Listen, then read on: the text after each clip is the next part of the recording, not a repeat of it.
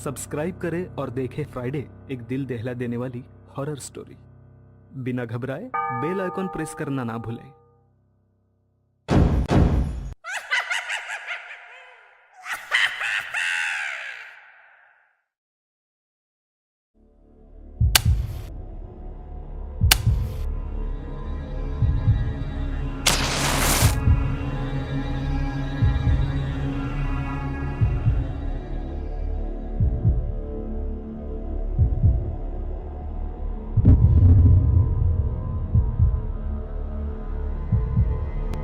Bloody मेरी,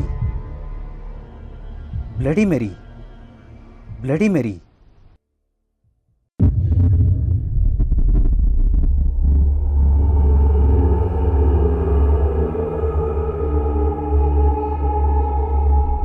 इस कहानी के लेखक है संजय कामले।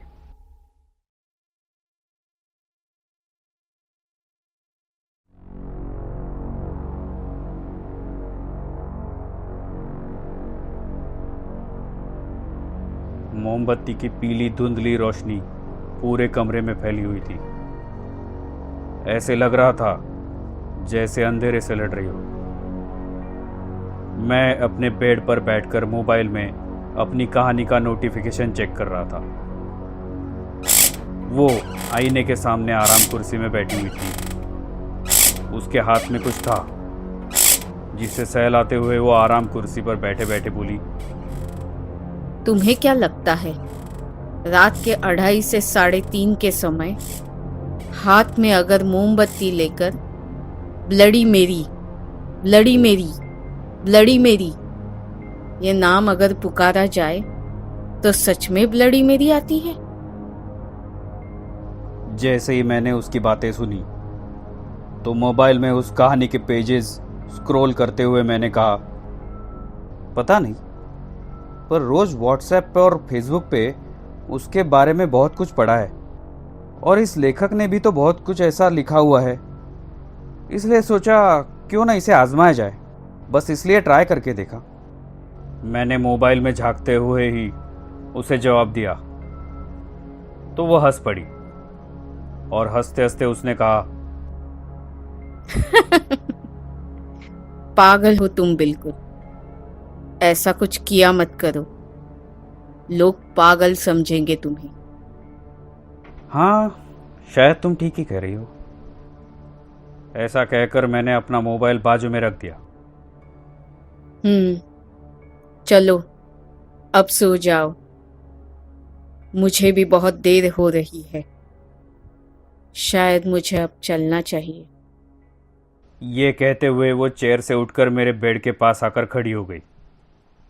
जैसे ही मैंने उसकी तरफ देखा तो मेरा कलेजा कांपने लगा। मेरी आंखें मानो फटी की फटी रह गई। गरजती बिजलियों की रोशनी में उसकी सड़ी हुई घिनौनी शक्ल देखकर मेरे रोंगटे खड़े हो गए। मैं डर के मारे चिल्लाने वाला था।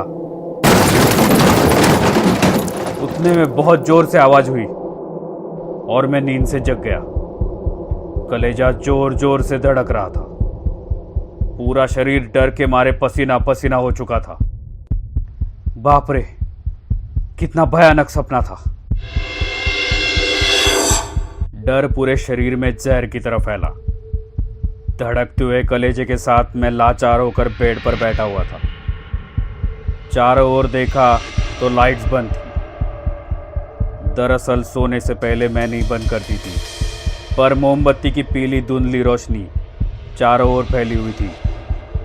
खिड़की के पर्दे और मोमबत्ती के जोत एक साथ झूल रहे थे। मोमबत्ती पूरी तरह से अब खत्म हो गई थी। उसकी अब सिर्फ बाती बची हुई थी। वो अब किसी भी समय बुझ सकती थी। उस मोमबत्ती के रोशनी में आईने के टूटे हुए टुकड़े चमक रहे थे।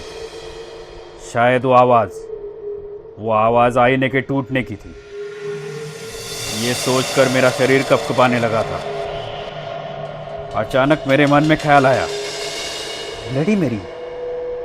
कुछ देर पहले आईने के सामने 3 बार ब्लडी मेरी का नाम पुकारा था, तो क्या वाकई ब्लडी मेरी आई थी सपने में? ऐसा सोचते ही कलेजा कपकपाने लगा। डर के मारे बेड से उठने की हिम्मत भी नहीं हो रही थी।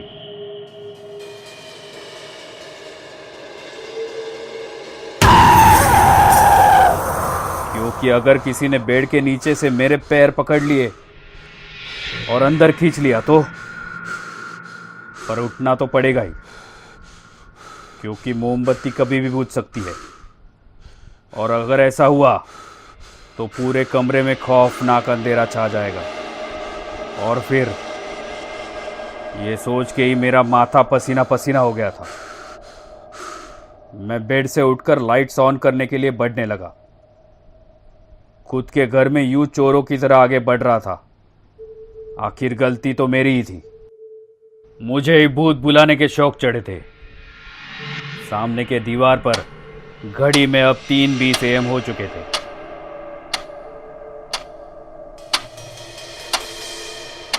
मोमबत्ती बुझने से पहले लाइट्स ऑन करता हूं।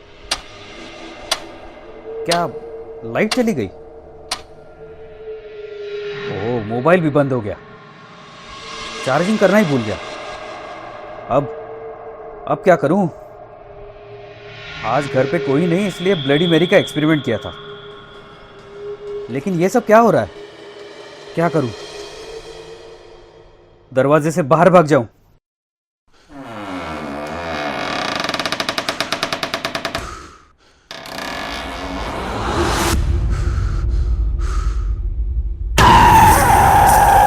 नहीं, अगर वो दरवाजे के बाहर हुई तो?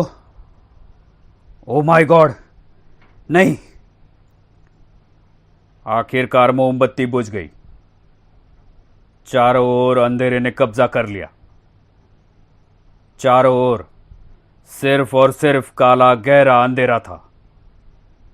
सिर्फ घड़ी के सेकंड की आवाज चारों ओर घूम रही थी।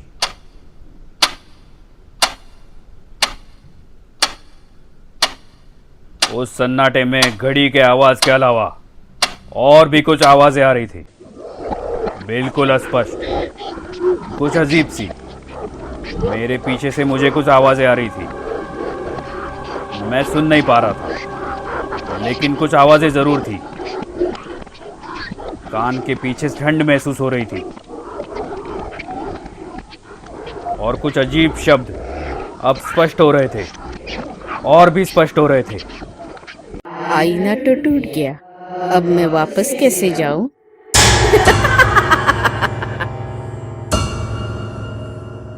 ये कहानी आपको अच्छी लगी हो तो हमें सब्सक्राइब करें।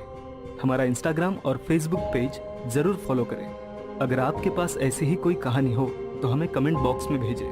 हम कोशिश करेंगे कि अगली एनिमेटेड स्टोरी आपकी होगी।